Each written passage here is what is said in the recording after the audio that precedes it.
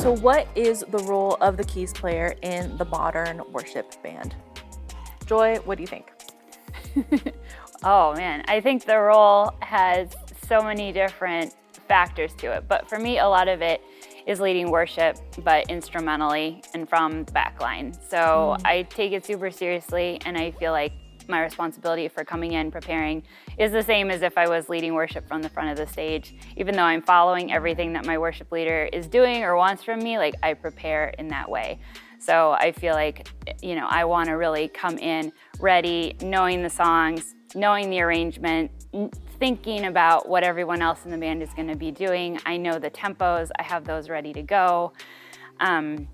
I've thought through the transitions, whether or not I'm going to have to play it or not. I've thought through intros, whether or not I have to play them or not. Like I've really done a lot of time preparing and thinking about that and being ready so that kind of whatever's asked from me or whatever's needed, I'm able to help. It's like I'm often not asked for a tempo, but if no one knows the tempo and I already know what it is, right? It's so much faster in rehearsal to just be able to lead in with that. And even during the set itself, I think just being prepared to be listening to what's going on in the room instead of just reactive to what the worship leader is doing, but really thinking, okay, what might we do next, especially if you do have any kind of spontaneous thing, but I'm just kind of praying through that in the middle of things and thinking about it, and I take that responsibility really seriously. Yeah. I really like that response because, you were like, your answer was not, well, this is like what the instrument does. Like, this is what I'm doing as an instrumentalist. It's, hey, I'm also leading worship, just in a different form and from a different position. Because when I think of the question, what is the role of the keys player, my mind goes to, well, I'm going to fill in all the space. I'm going to be the blanket under which everybody else plays their parts. I'm going to provide the pads. I'm going to do the transitions. I'm going to be in charge of gluing everybody together. Right. And just kind of lifting up what everybody else is doing. And musically, like, that's my role and how I approach it. And then obviously, there's different parts and like lead lines and intros and outros and all that kind of stuff too. That goes into it as well. But I like the mindset of like, I'm leading worship in this way, for sure. Right. And I think the more that everyone in the band views themselves as a worship leader, because we are all on stage together leading worship, and yes, the worship leader or the person who is singing the song, we are tending to follow them and where they're leading more than maybe any other particular individual. But I just think that changes how you approach it, how you look at it, how you come into it, and just the whole thing. And I do think it's really important. So as keys players, I think we don't really often talk about what we're thinking about when we're in a service. And I've thought about this a lot, especially more recently, just about the things that I'm thinking about when I get distracted, like what makes me get distracted. Am I focusing too much on certain things? So I want to know, when you're playing in a worship service in general, what are you thinking about? Are you focusing on the parts, or is your mind elsewhere? Are you worshiping? Like what? Oh, it's a whole mix. I mean, some of it depends on the songs and how hard they are, how many parts there are, really specific things. Like if there's a lot of really bright synths and arps, like tempo sync stuff, like I'm using a lot of mental space at just remembering everything. There's a lot of points where, like if we have more complex transitions, I'm really thinking to like, okay, next song is gonna be in this key and this is how we're transitioning, or I know I'm gonna open this song or have this tricky timing change, like we're going from 4/4 to 6/8 and it's in a totally different feel and different tempo. Like I'm kind of thinking ahead to those kind of moments. And I have everything, even from like crazy head games, because if there is something really hard coming up, it's really easy for me to get fearful, like even while I'm playing, or really anxious about that thing that's coming up. And I almost can't be in the moment because I'm thinking about that hard thing that's coming up. And it can be hard to just relax and let that go. So for me, when I feel like those things, or even like imposter thoughts, like you're gonna mess up that lick, everyone's gonna hear it, and they're just not gonna invite you back. Like, right? I get that. And I also get like, that is sweet what you're playing right now. This is everything. Like you are totally crushing it. Like I get that. And then I get the low as well. And I've worked really hard to tell myself, like, you're just in the middle, you're showing up your best self, like as best prepared as you can be, and like calling it good. But when I find those thoughts are going really crazy, I do just worship. I'll just start singing the lyrics of the song, because as soon as I do that, it puts me right in the moment, and I am able to worship, and I am able to shut off all of those thoughts and just continue on, which has been helpful. The other thing I've had to do intentionally is really to look out into the room. Because especially where I'm positioned, I tend to be towards the back of the room, kind of, in the back line. And so I can easily not look at anyone in the room for like the whole set. And so often I will try to just really intentionally like look at the room, like see people, like see what God is doing, see what's happening, and really like take in everyone singing, all of us along together, and be here present in this moment. So there's times where I will intentionally just center myself into that, and that also gets me out of my head and takes that spotlight off of me, and then it puts it in the right place. It puts it back up to God. It puts it back to the people in the room, and I'm able to get to a better mental headspace with the whole thing. So I think that it's a big part of it, all of the mental. And I found that if I'm tired, it's so much worse. The ups and downs are a lot worse too. So what about for you? What do you find that you're thinking of? This is a great question. It is. Yeah. It is. And I mean, I also do the thing where something or like a hard transition's coming up or a part that I know that I mess up often. I get into this, I have this like supercharged moment like beforehand where I'm just like, okay, it's coming. Don't mess it up. And it's like I can't help my mind from doing that. But whenever I get to moments like that where I know that it's hard, but I've practiced it a lot. And so I know that I can do it, but I'm just afraid to not do it well. It's almost like I have to take a back seat and just let my hands do the thing. Just let it happen. Just let God make it happen. Because otherwise I do mess up, Right. You can if get I'm thinking so hard yourself about to it. mess up by thinking about how how it might not go well. Right. But so I find just in general, not in moments like that, but just in general during worship, I actually find that I'm really not focused on what I'm playing most of the time, which I know saying that is counter to everything I just said. But in general, when I'm playing a song, I've usually practiced it a lot. We play with tracks at my church, and we know exactly how the arrangement of the song is going to go when we practice it. And so I've played it, I've listened to it, I know how it's going to go, I know the parts. And so I just kind of do it and worship while I'm doing it. And I've played at churches where I've not been able to do that, and I've had to really think about what I'm doing the entire time. And it's just not enjoyable. And it's really not the heart of what we're there to do anyways. And so it is really nice to be able to come and be prepared and know that the rest of the team, like, they've got their stuff. They're going to do well. And I can rely on them to do that. And so I can show up and just do the thing and worship through it while I'm doing it. So I want to talk about transitions, because as worship keys players, we do all the transitions like 95% of the time. And it can be a really hard thing for some people that maybe don't have experience with that or are terrified to play it on their own, like to be the only person playing to intro a song.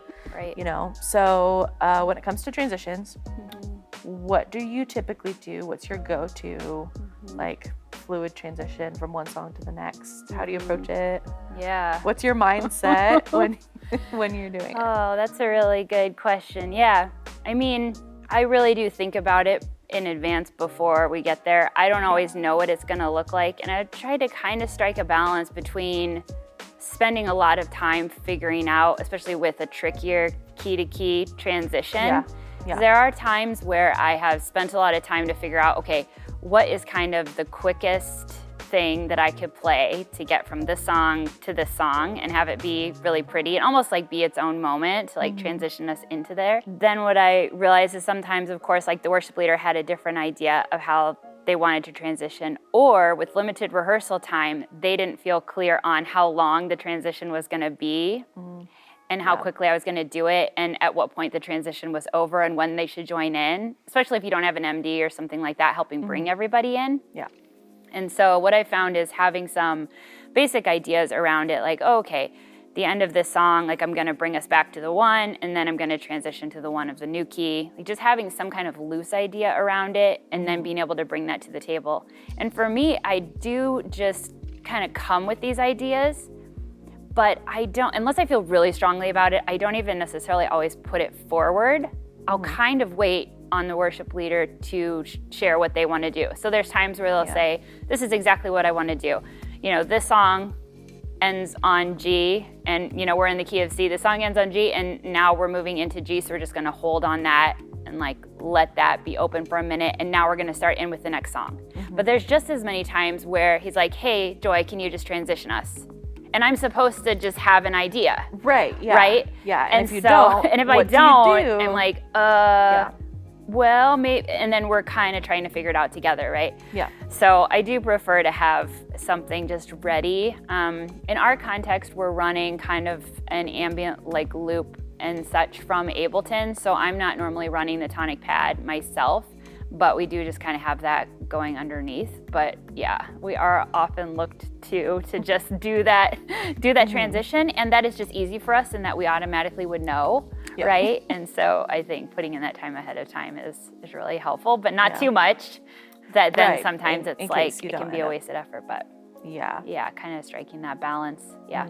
No, I think transitions are probably one of the most intimidating things, at least for me when I started playing more consistently, like in a worship context, like being able to transition, figuring out what that means, and being able to execute on it and not mess up was a very intimidating thing for me. And I've messed up very much, a lot of times in the many years that I've been doing this. But the more you mess up, the more confident you get in what you're doing. And so I've found for me that the easiest way to transition is to use a pad. And unless we're doing a very specific kind of transition where I will be, you know, using the piano and like playing something more intricate to like modulate into a new key or whatever, I really just rely on the pad so I don't have to think about it as much. So like I'll use the tonic pad in Sunday keys, and I will just start with the one key and then it'll like press the next key and it'll slowly transition from one to the next. Yeah, it's beautiful. Because there's so many things to think about during transitions. Like I'm listening for the click in the guide to say like intro, 2, 3, 4, and make sure if I have the intro, I'm playing it at the right time. I have the right patch. Because usually I'm switching patches. You're doing all of that all at the same time. All of that within the course of a couple seconds. And so for me, if there's any way I can simplify it, like that's the easiest way that it's gonna go. You know? Yeah. And there's so many moments like this, I feel like, for worship keys players, like not just transitions, but like all over the service, where it's just sort of expected that at any point you could just ask a keys player to play and they can just play something really pretty. So I think really being comfortable outside of the songs to just play, even if it's like chords or simple things, but to feel really confident, like I can just sit down and play through a chord progression, something. And you know, in the common keys that your band tends to play with, but there's just so many times where it's like not asked in advance. And it's like moments before the service and it's like, oh, okay, this is what's going on. Or you're doing a different kind of service or a special service. And it's like, oh, I just thought that you could play underneath. And it's sort of just assumed that at any point you could just whip out something and play it. And so the more comfortable you are just sitting down at the keyboard and being able to play something on the fly that sounds nice by yourself confidently without, you know, anything weird happening is the better. And I've made so many mistakes too, you know, it's like, it's just so easy to get in your head about it, especially when it's like you're the only one playing. It's easy to feel like you're kind of on an island and you're playing the intro or you're playing the thing and now the rest of the band is gonna come in. So the more confident you are just being able to do that, the better. So and so I love that you bring this up too, because I think that this idea of being able to just play under whatever is happening is like this idea of like flowing or flowing through a service, or underscoring are some different terms that you'll hear to talk about this. And this is something that we get questions about a lot, about how do you do this? What do you play? Like, how do you approach this from a mindset perspective? And I think that there are actually some really practical ways to do this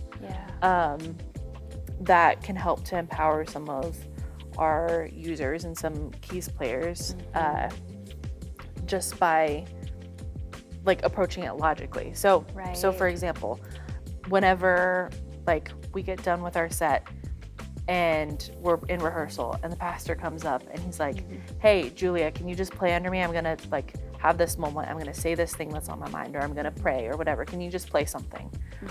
Then I have to be like, okay, what am I gonna play? Like, oh my gosh, oh, they want it now. Okay, you know what I mean? But when I approach it, I'm like, okay, what song were we just playing?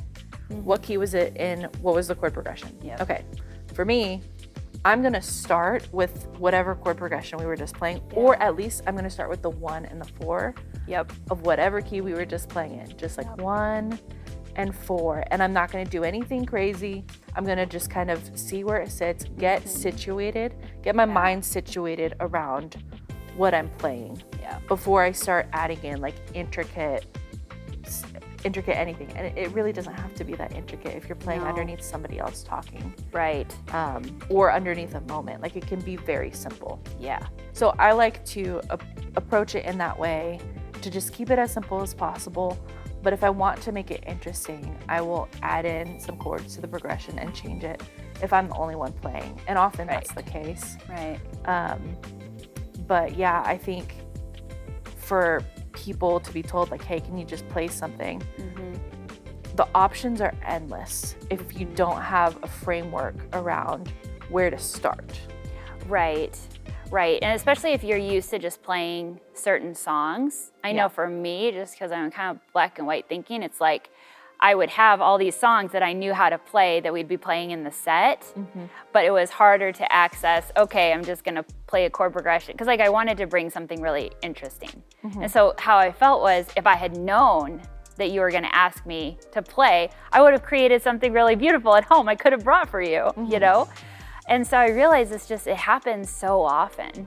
And I think you're right, it's like if you can start really simple and just in the key that you're at, and playing the 1 and the 4, it allows you to really kind of settle into that, relax a little bit, and then see what else you hear that you might want to add or put in another additional chord or mix it up a little bit, you know, but it allows you to just kind of start right away without a lot of thinking.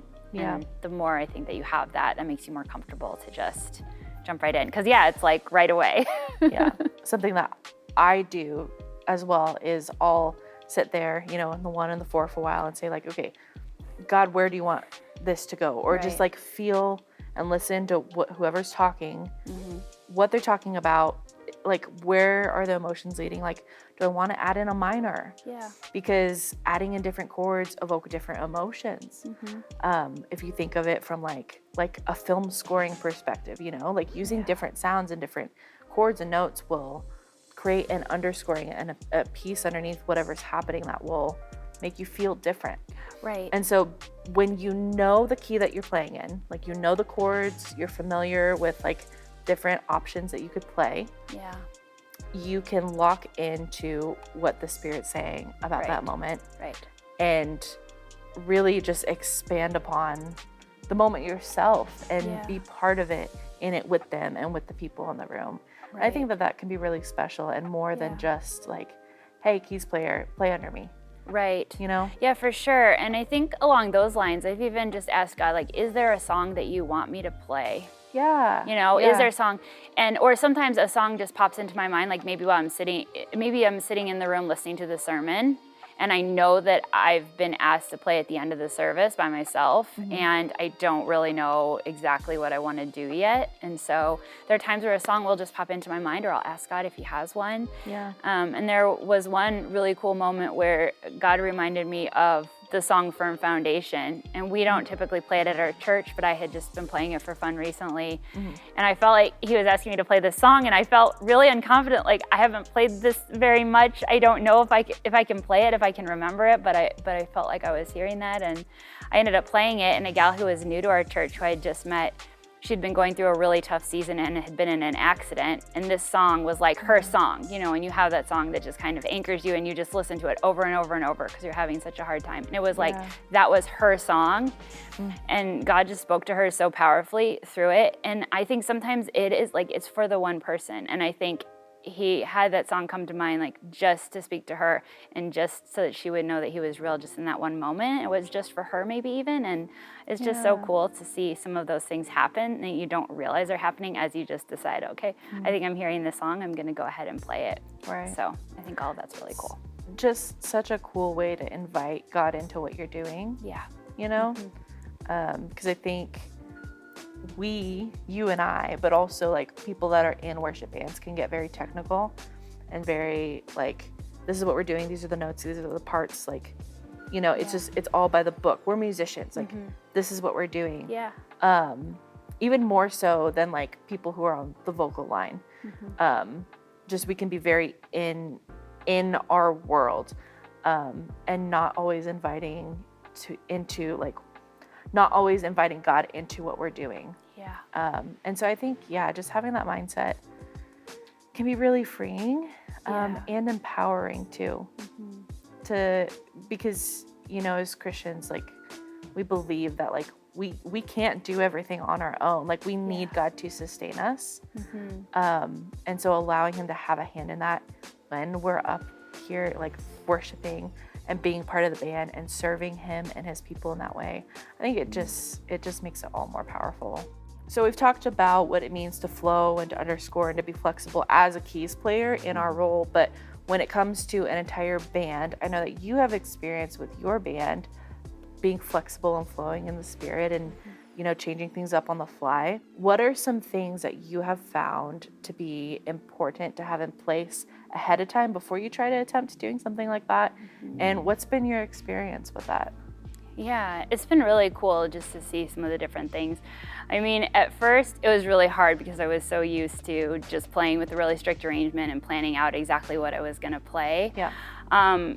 But I found the more that I've kind of put myself in different environments where it was a little bit more open, and I think there were less expectations about what the song had to look like or what parts had to be played, I found a lot of freedom in being able to relax into it, that ultimately it kind of didn't matter what I played. Like, I could think about the part I had played in the past, and I could play that, or I could play something new, or I could simplify and just play some chords. It could look a lot of different ways. And so when I was able to kind of let some of that stuff go about how I should play the song or how I'd always played the song, I was able to really experience it in a new way.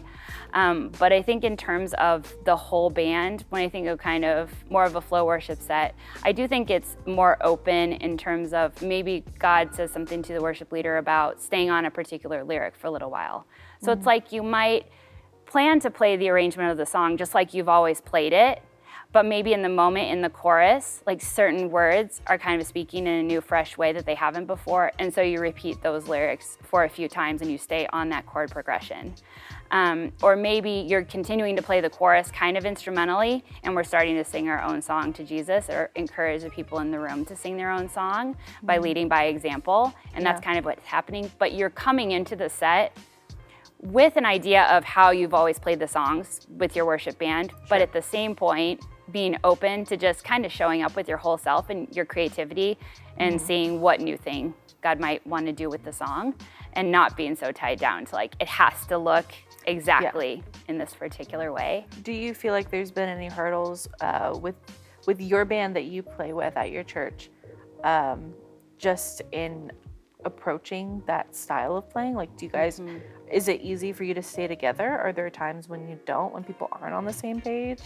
Yeah, I think especially when you try to take it to the stage with a whole worship band, it's a lot simpler when you have just a couple people. Like if we're doing it just with piano and acoustic guitar, it's a lot, and you've played a lot together and you have similar songs that like a shared song knowledge base, then that's really easy. It is harder, I think, if you do try to take it with a whole band when you take it to the stage. I think you do have to have a really good music director because there's a lot more time where you might want to divert from the original arrangement. So having that person helping lead that kind of from the back to keep everybody together, I think is really essential. And even that person being able to hear, okay, here's something different that we could do with the chord progression to take it to kind of a new place. Like, okay, we feel like there's something on these lyrics. We should stay here in this moment and what God is doing, but it should shift or it should change a little bit. Like the ability for that person as a music director in the ears to be able to say, okay, now let's do this chord progression.